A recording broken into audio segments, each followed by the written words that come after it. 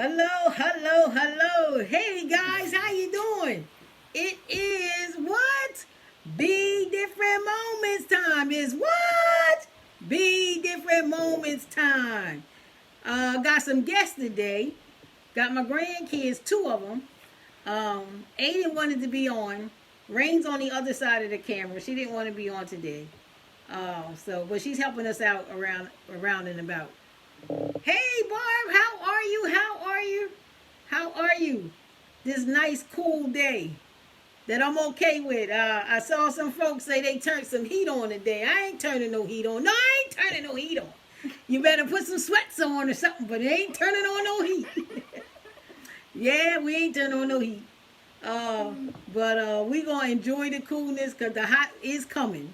So we just gonna enjoy the coolness, right?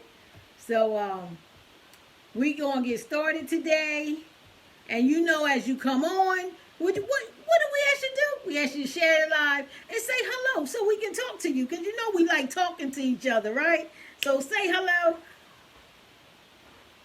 Barb, you doing okay? That's good. That's good. Y'all been praying for you. That's good. That's good. So you guys, what? You come on, you share it live, you say hello so we can speak back, right? Hey, Meter, B, your Aunt Meter's on. How you doing? How you doing? I got out to do a little planting today because it's cool. This is the kind of weather you want to do the planting while it's not so hot outside. So we did some stuff like that today. I started my squash from seed, and only one survived. So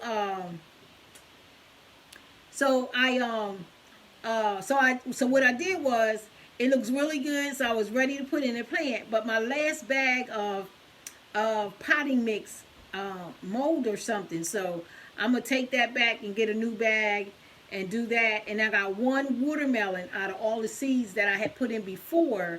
I got one watermelon that came from the seeds, so I'm still waiting for that to grow a little, get a little more mature, and then I'll put that in the pot. Because I got grow bags. I didn't do anything in the dirt. I'm not doing anything inside the dirt. My backyard dirt, I'm not doing anything. Everything is in grow bags. And I'm going to grow everything up and down. I'm going to grow it up. That's what I'm going to do. Yes, getting plenty of free water. Exactly. And the rainwater does so well for the plants. So what I do is I put buckets outside to catch the water, and then I water my plants. So that's what we do. So on today, we got to put our names in the hat for everybody that shared the live. When you come on, we ask you what? Share the live. That helps us out, right? So when you share the live, we want to do something back. We want to give back too. So we give back we put your name in the bag, and then if your name get pulled, we send you something. That's how we do it. That's our way of saying thank you, right? And being a part of our community, yeah. So today we have 1, 2, 3, 4, 5, 6, 7. 7 shared the live last week. So we got Rain Chapman, and again we want to thank you for our I want to say our ones that hold us down, and y'all come on faithfully. We want to say thank you. Chanel Laws, she shared the live last week. Sean Pfeiffer, she shared the live last week. Lavish Spicer, she shared the live last week. Judy Brinkley, she shared the live last week. Barbara Watson, she shared the live last week. And Francine Chapman, she shared the live last week. So we thank you guys for sharing the live.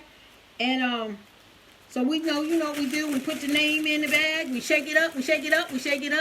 And Byron pulls a name. And that's the person who wins this week. Byron, stick your hand in there. Grab me one. Just one. Put one of them back. Okay, give me that one. Who's this? Who is this? Barbara Watson. Thanks for sharing live. You got another gift coming, because I think you won one time before. So come on, keep sharing. I don't take your name out because you won before. All right. So Barbara Watson, we thank you for sharing our live, because you are this week's winner. Thank you so much. And guys, I want to show you Mia and Manny.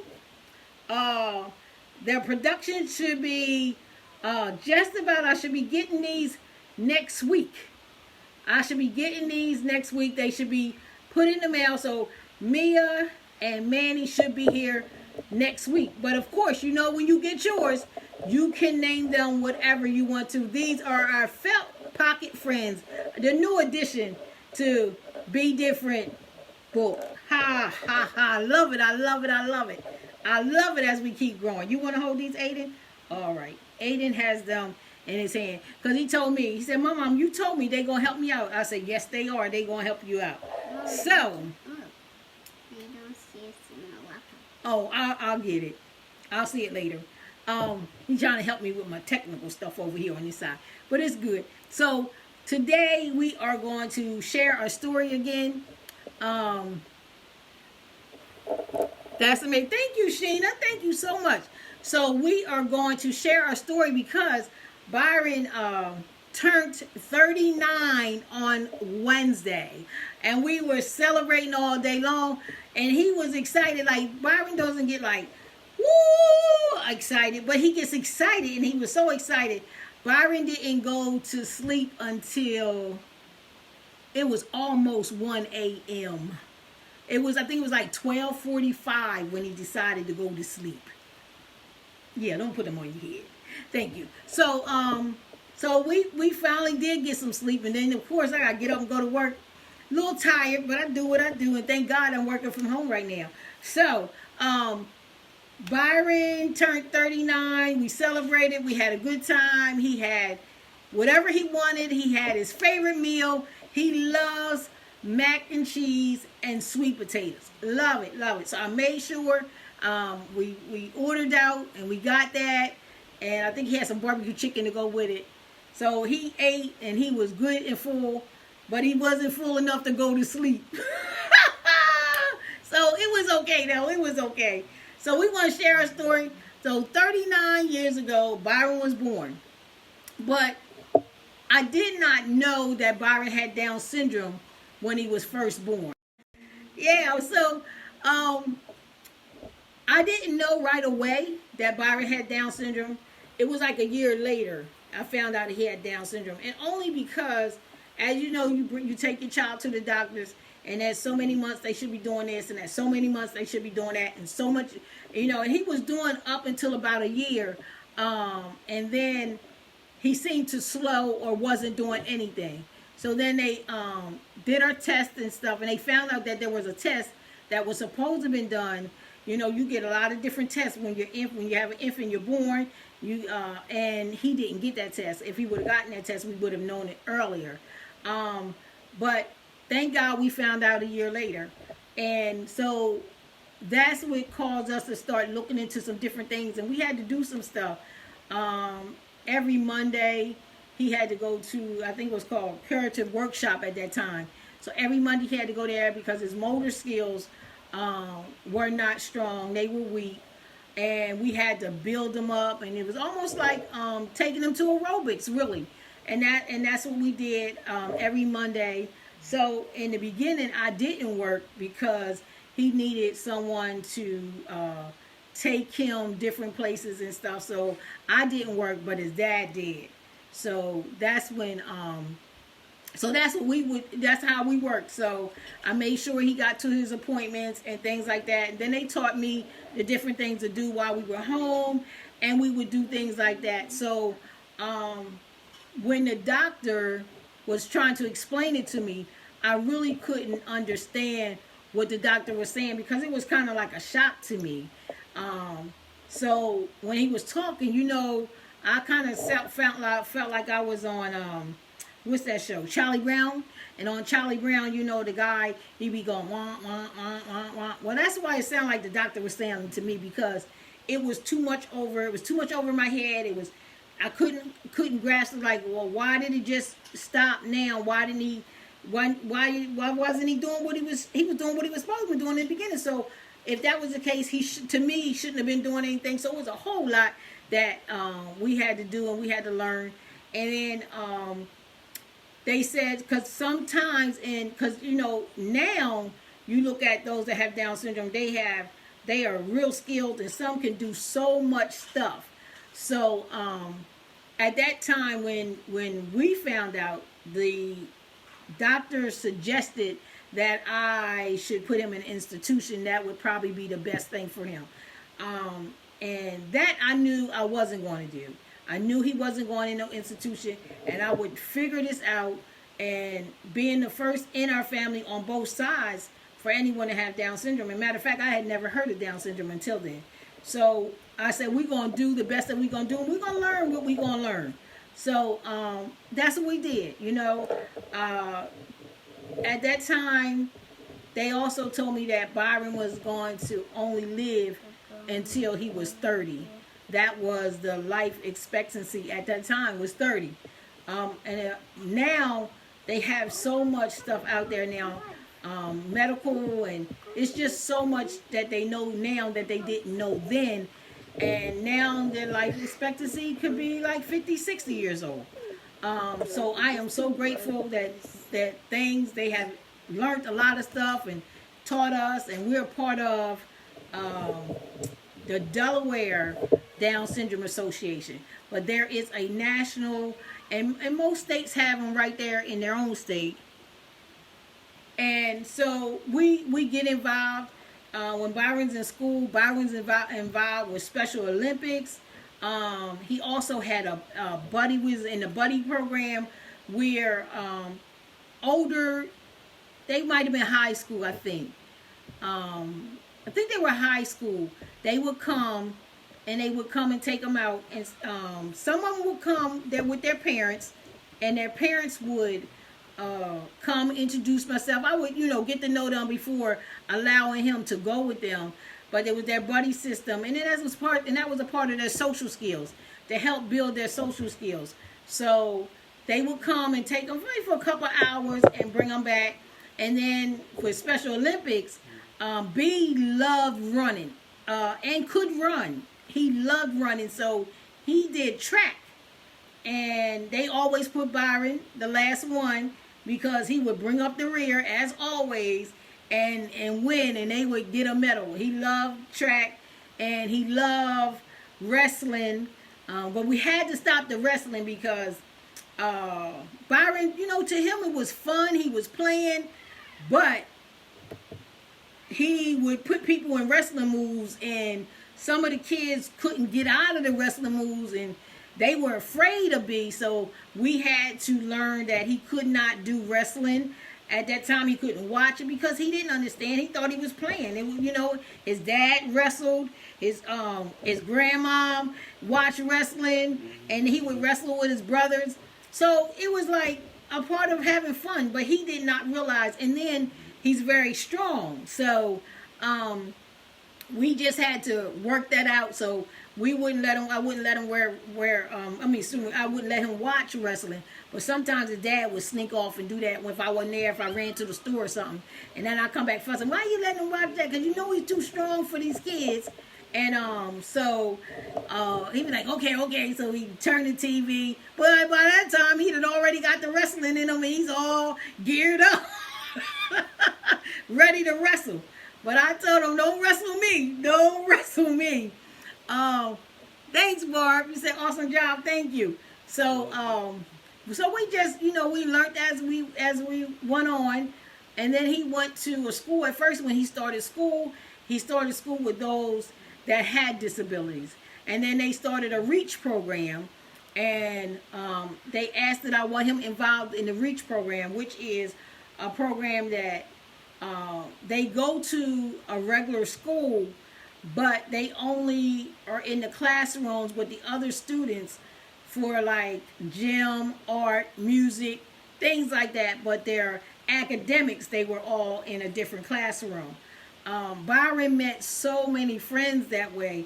We would go to the mall and people would be like, hey Byron. I didn't know who they were, but they were students at the school, and they would come up to me and they would tell me who they were and what they did. Like some of them said they would do the announcements, or they had to take the paper to the teacher's room, and they would be one of the escorts that walked around with them to help them do what they need to do to make them a part of, because that's what we're all about, inclusion. Because I'm different doesn't mean I don't have a purpose, doesn't mean I don't have something to give. So So then I included him with that. And Byron worked at TJ Maxx during school hours. They had different things, and he worked there. He would be in the area of like the towels and the washcloths, like they fold them up, keep it neat and stuff like that. That's what Byron's job was when he went.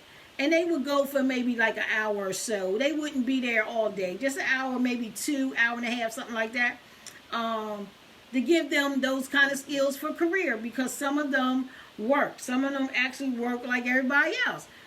Some of them really their skills level is not there, so they don't work like everyone else, but they go to a program. And that's Byron. Byron goes to Elwyn. Right now, Elwyn's not open, so we're just praying that, they seem to figure it out, and then they will be learning how they can bring them back safely.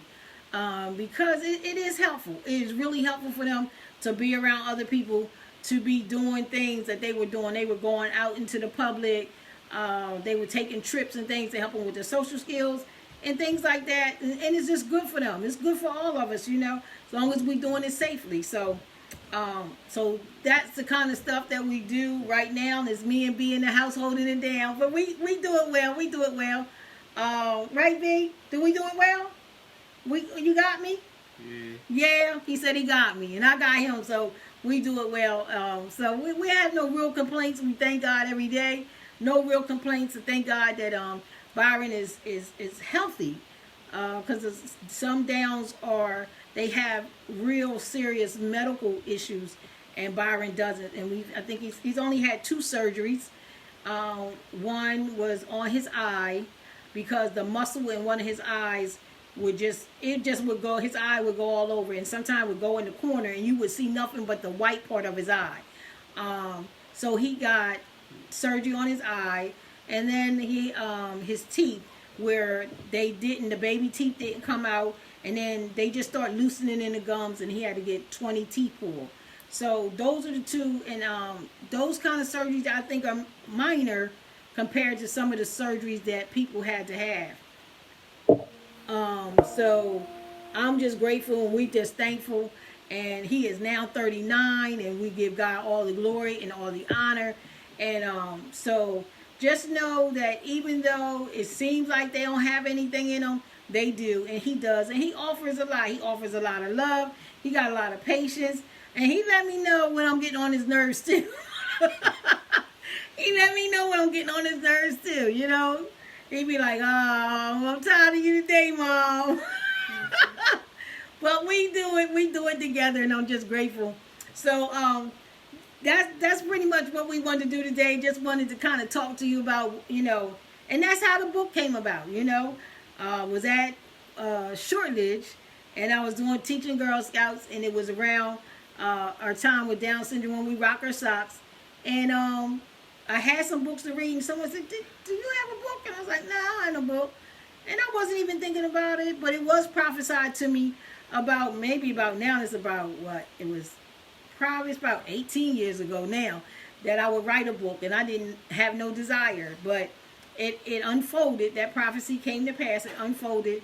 I wrote a book, #BDifferent, and I had to order several times, and I have only a few of those left now. So if you would like to order a book, you can, for someone to just encourage them that they can.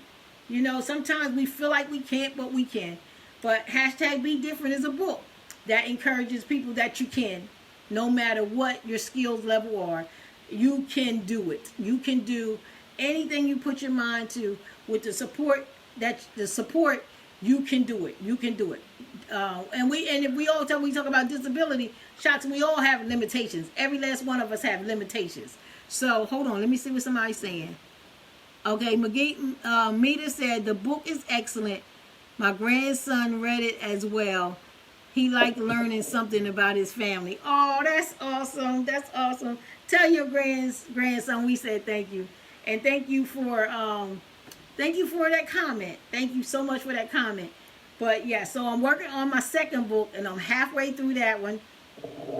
So God is doing something, and I think it's going to be another book after that, because he kind of gave me something else already. And I'm like, God, I ain't even finished this one yet. But that's how God does, right? He give us a little taste of it. So we're excited on what God is doing in our lives, and we just want to encourage you guys. And that's all we're here for. We're just here to encourage you. We have a website. Our website is the letter B, differentbook.com.